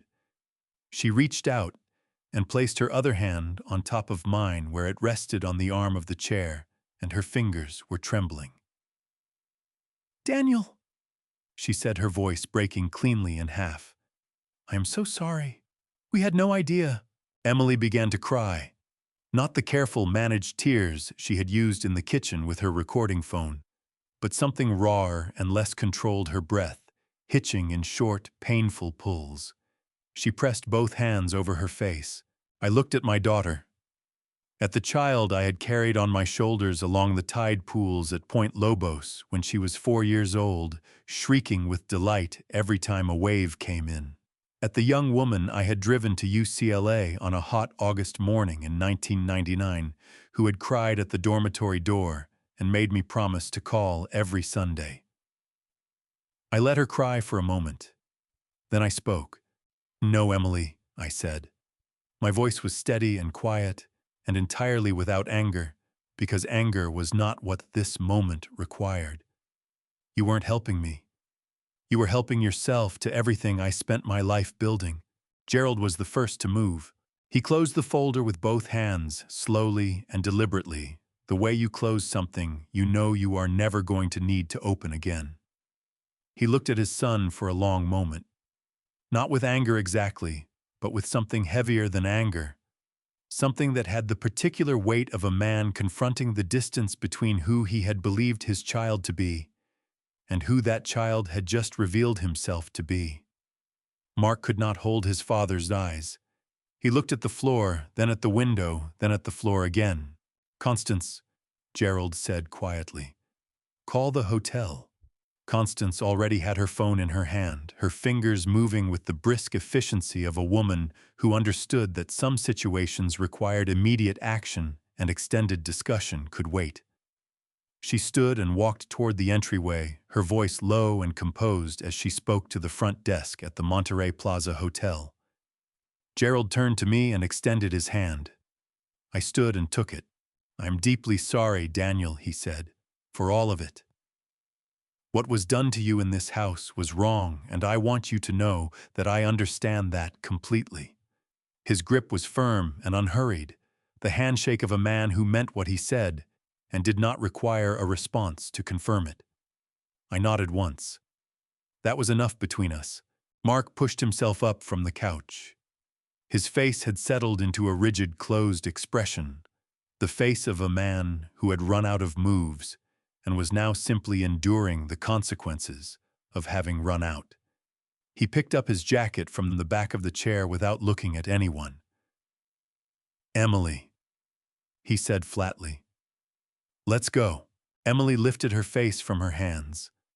Her eyes were swollen, her cheeks flushed and wet, and she looked at me with an expression I had not seen on her face since she was a small child. Raw and stripped of every layer of management and performance, the face underneath all of it. She opened her mouth as though she wanted to say something. Nothing came. "Emily," Mark said again, harder this time. She stood up slowly, pressed her lips together, and walked out of the living room without another word. The sound of her footsteps on the stairs going up to collect what she needed was the loneliest sound I had heard in a long time. Gerald and Constance left within 20 minutes, their luggage loaded back into the rental car with a quiet efficiency that made the whole evening feel like something being carefully dismantled. Constance squeezed my hand at the door, both of hers around mine, the same way she had done in the living room, and looked at me with eyes that were still bright with emotion. "Take care of yourself, Daniel," she said. "I will," I said. "Thank you for coming." She looked at me for a moment, as though she wanted to say more. Then she nodded and followed her husband to the car. Emily and Mark left 40 minutes later. I watched from the kitchen window as they loaded 2 suitcases into the trunk of Emily's sedan.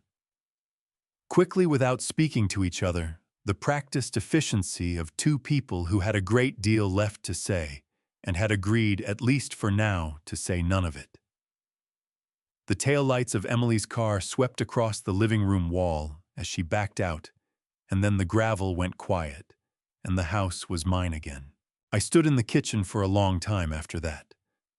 Then I walked to my study, sat down in the chair behind my desk, and looked at the empty glass case on the shelf above me. The varnished walnut, the small brass hinges, the circular impression in the velvet lining, where the watch had rested for 27 years. Something broke open in my chest quietly, without warning, the way old timber gives way. Not with a crack, but with a long, slow groan of release. My eyes filled before I could stop them. And then I stopped trying to stop them because there was no one left in the house to be strong for. I pressed the back of my hand against my mouth and cried the way I had not cried since the February morning 3 years ago, when I had stood in this same room and called Emily to tell her that her mother was gone. Not from anger, not from victory, but from the particular exhaustion of a man who has held something together for a very long time and has finally been given permission to set it down. After a while, I dried my eyes with my handkerchief, straightened in the chair, and picked up my phone. Patricia answered on the second ring. "It's done," I said. I know," she said. "Gerald Calloway called me an hour ago. He wanted to confirm the legal process and said to tell you he intends to cooperate fully with any investigation." A pause. "I'm filing the civil complaint first thing tomorrow morning. Elder financial abuse under Welfare and Institutions Code 156-30. Insurance fraud under Penal Code 550. And Roy Adkins called this afternoon. He's opening a formal criminal investigation on the watch." I looked at the empty glass case. "Good," I said. "Daniel." Patricia's voice shifted slightly, losing its professional register, becoming something more direct. "You did everything right. Every single step." I sat with that for a moment. Outside the study window, the lavender bed was a dark shape against the lighter dark of the coastal night, and somewhere beyond it, the bay was moving the way it always moved, steady and indifferent, and entirely unconcerned with what had happened inside the house above it. "Margaret would have handled it better," I said. "Margaret," Patricia said, "would have handled it faster. That's different." I almost smiled. "Get some sleep, Daniel," she said. "Tomorrow we work." I set the phone down on the desk. I sat in the quiet of my own house, the house I had designed and built and paid for and fought to keep, and listened to the sound of nothing, which was the most beautiful sound I had heard in months. Then I turned off the desk lamp, walked down the hall, and went to bed. 3 weeks is enough time for a house to remember what it is. I noticed it first, in small things, the way the morning light moved through the south windows, without anyone standing in its path. The way the kitchen smelled of nothing but coffee and salt air, instead of someone else's cooking, the way the floors were quiet under my feet at 6 in the morning in a way they had not been quiet since March. I had not realized how much noise the presence of other people made until their absence gave it back to me as silence, not the hollow kind, but the full kind, the kind that belongs to a place that has been returned to its rightful shape. I rehung Margaret's wedding photograph on the third morning. I had found it exactly where Emily said she had put it, in the hall closet, wrapped in a dish towel and propped against the wall behind the winter coats.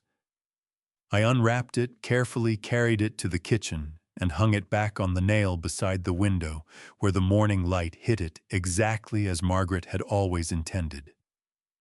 I stepped back and looked at her face, laughing, windswept, 27 years old, and felt something in my chest loosen that I had not known was still tight. Frank came by on a Tuesday morning the way he always did.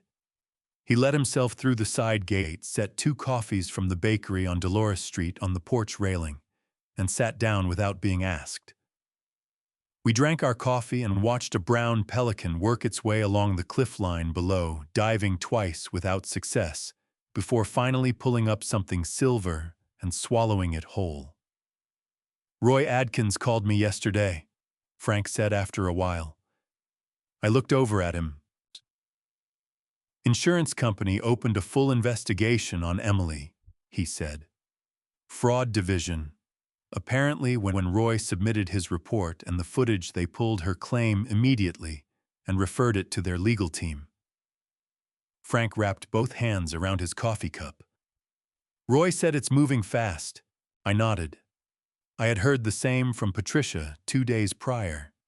The insurance carrier had not only denied Emily's claim, but had initiated a counter-investigation that could, depending on how the evidence developed, result in criminal referral under California Penal Code, Section 550. Emily's real estate license, which she held through the state of California, was also under review.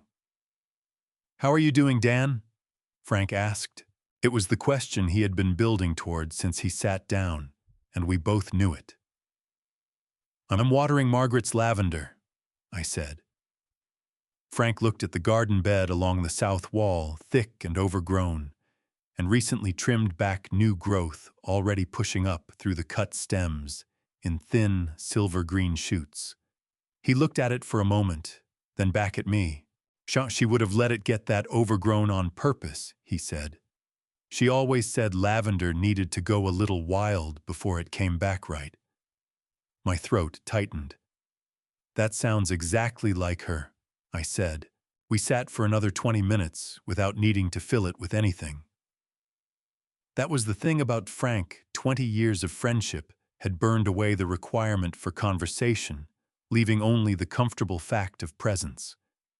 When he stood to leave, he gripped my shoulder once with one large hand, the grip of a man who had no words for what he wanted to say, and did not need them.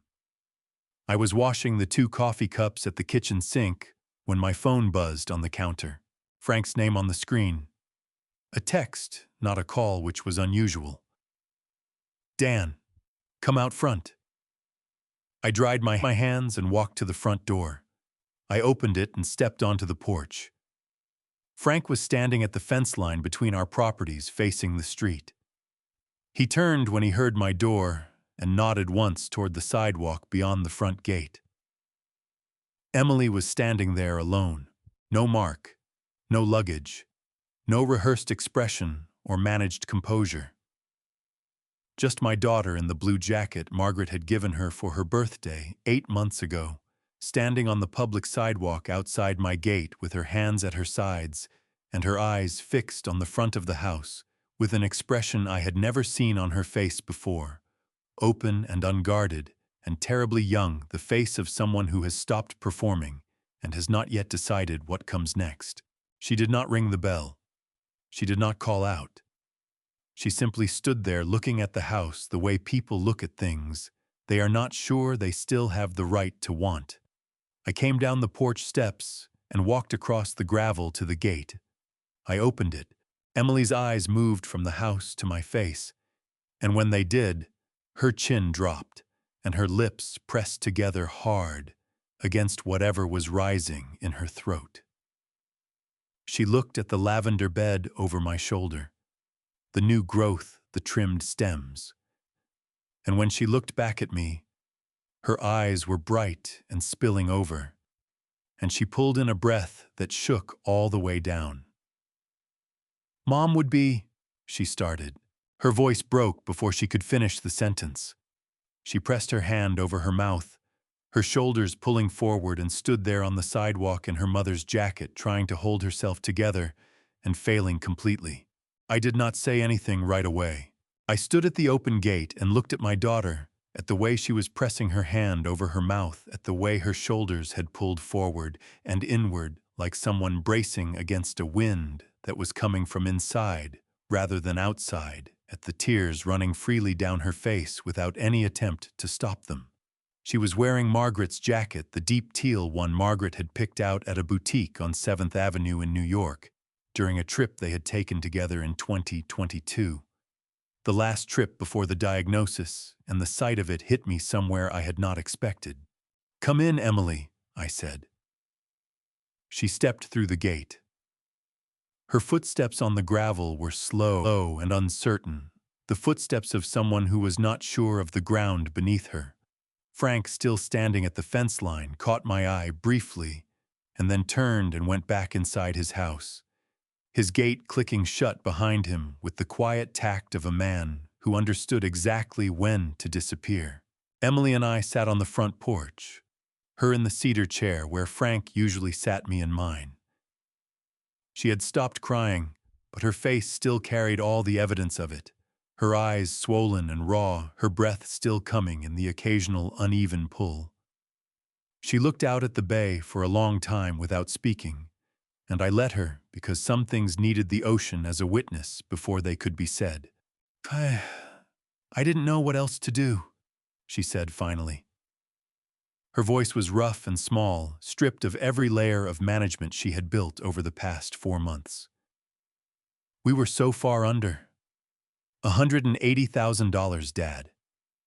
I lay awake every night doing the math, and it always came out the same way. There was no version where we got out without losing everything. So you decided I would be the one to lose everything instead," I said, not harshly, simply as a fact. Emily flinched as though I had raised my hand, though I had not moved. "I told myself it was different," she said, "that you had already built everything you needed, that the house was just sitting here, that you wouldn't really—" She stopped, pressed her lips together. I lied to myself. I kept telling myself a story that made it okay, and I kept telling it until I almost believed it. Her voice broke on the last word. She turned and looked at me, really looked at me the way she had not looked at me since she walked through my front door in March, and her eyes were so full of grief and shame and something that might have been the beginning of honesty that my chest ached with the whole complicated weight of it.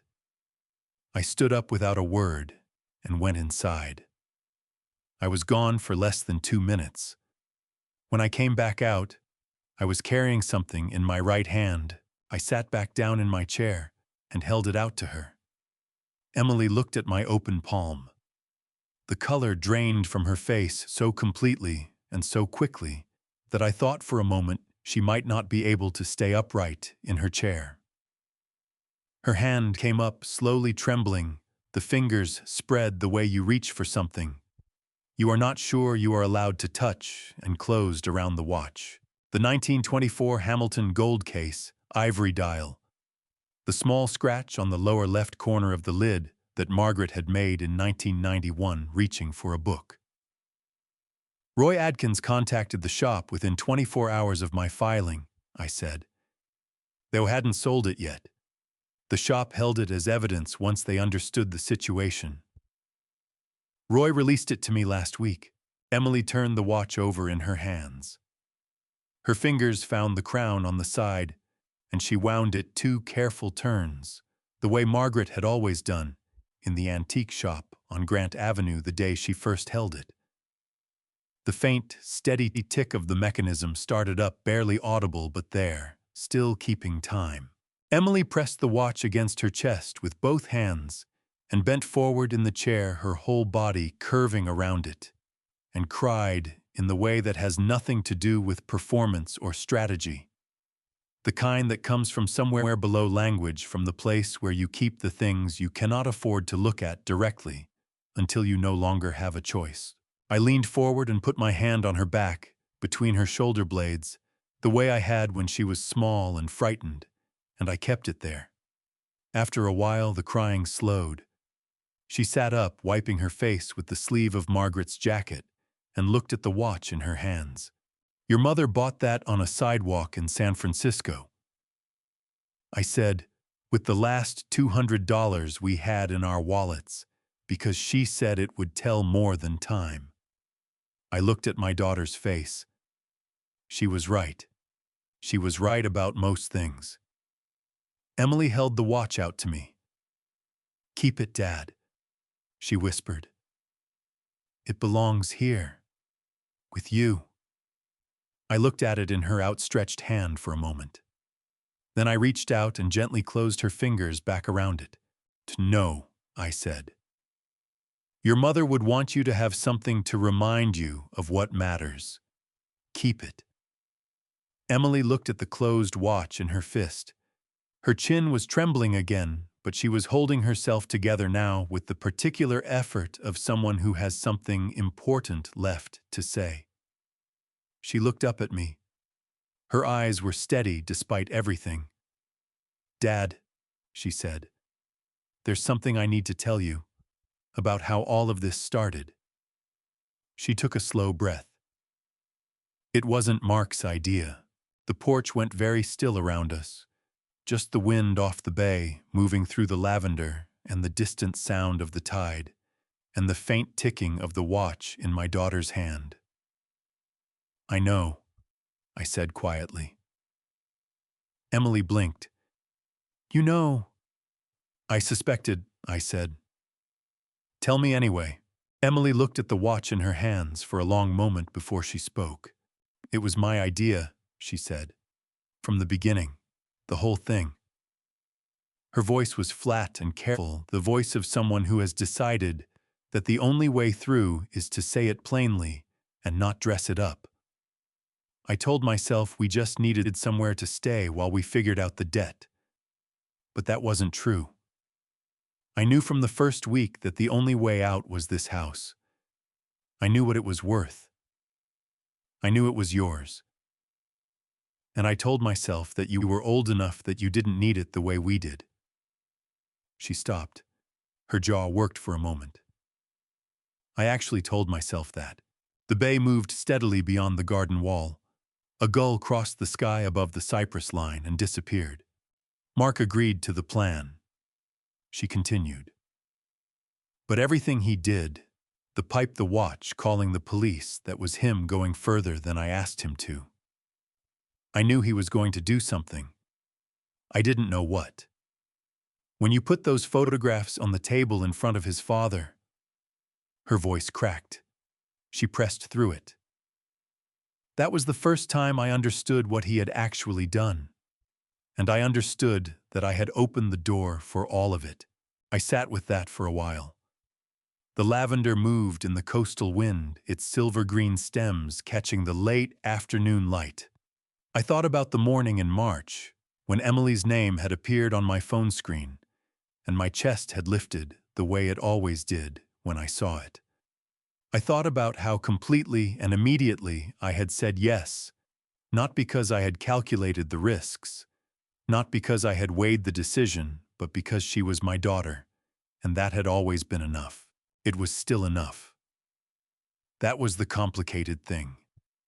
It was still enough, and it would always be enough, and nothing that had happened in the past 4 months had changed that particular fact about me. But love was not the same thing as permission. That was what I had not understood in March, and what I understood completely now. "Emily," I said. She looked up at me.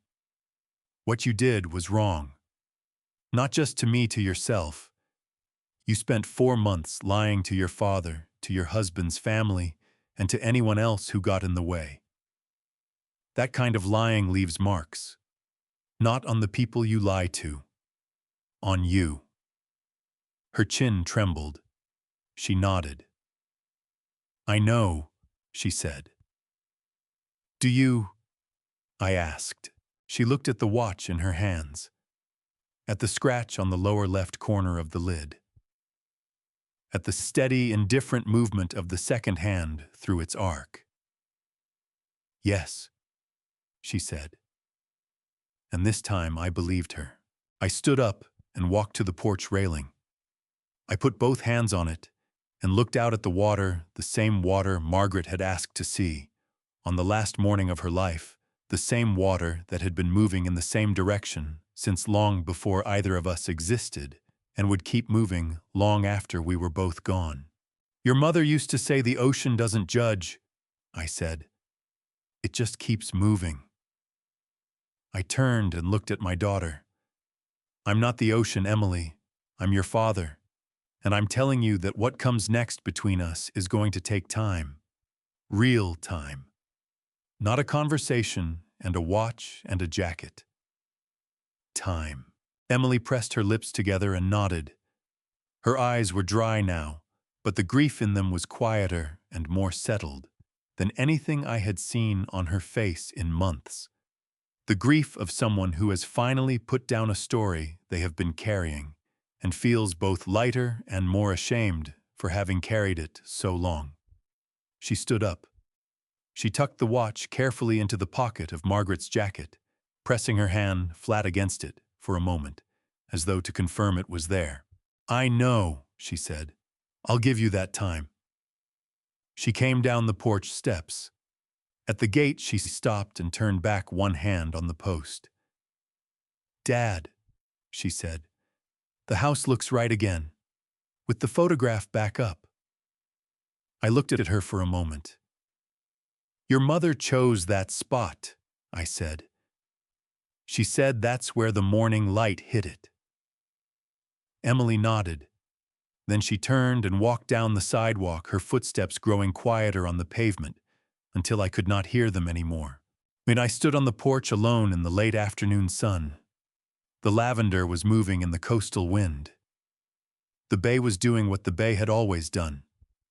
I watched Emily's figure grow smaller down the sidewalk until she turned the corner and was gone.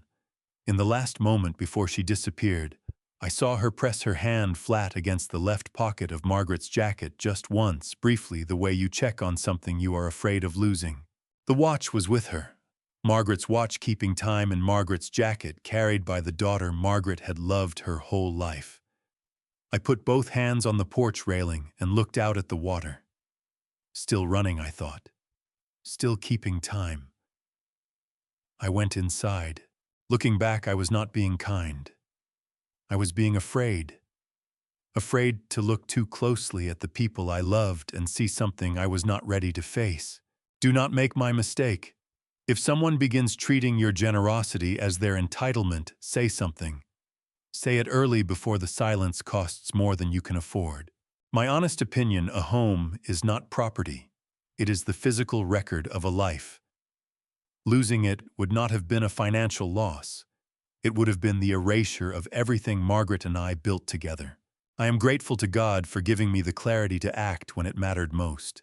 These are the family stories, revenge moments that change us, not because of what was won, but because of what was finally understood. These family drama revenge situations remind us that love without boundaries is not love. It is an open door with no lock.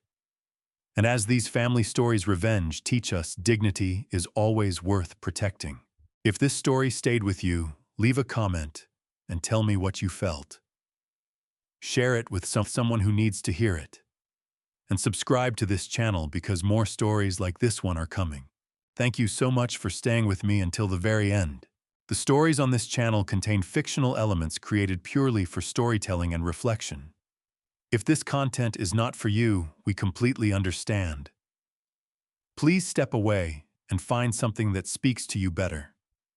But if you choose to stay, we will always make it worth your time.